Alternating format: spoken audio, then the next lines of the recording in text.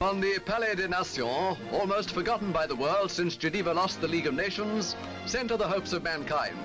Switzerland's security police made the life of pressmen a burden. To such length did they carry safety measures, and no one who hadn't very good business to be there was on the airport as the plane arrived with Sir Anthony Eden.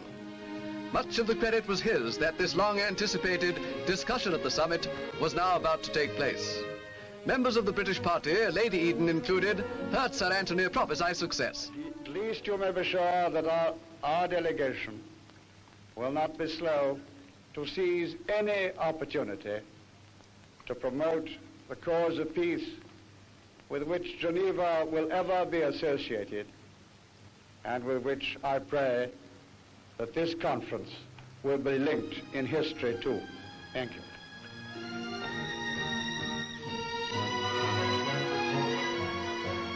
The French Prime Minister, Monsieur Faure, also sounded a note of reasonable optimism. Que cette conférence ait lieu sous ce ciel. Mr. Eisenhower said he once came to Europe with armed forces.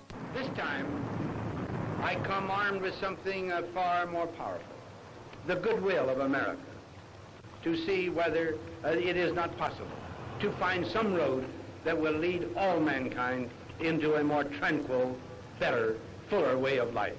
I thank you very much. Perhaps it was the Russians who excited most interest, for not long ago, Marshal Bulganin and his top-level colleagues could not have been persuaded into conference with the Western powers. So at the Palace of Nations, it was one of the great events of modern times when the conference began. Realized now was the vision of Sir Winston Churchill 2 years ago, talks at top level. The Russians had come out of their Moscow shell to sit round the table with the Americans, with whom not so long ago they were not the best of friends.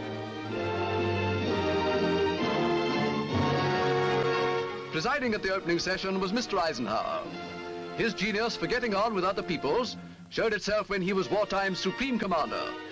But Monsieur Faure, and certainly Sir Anthony Eden, and we all hope the Russians, realize that now we perish or survive together. May history say that permanent world peace was born at this conference in Geneva.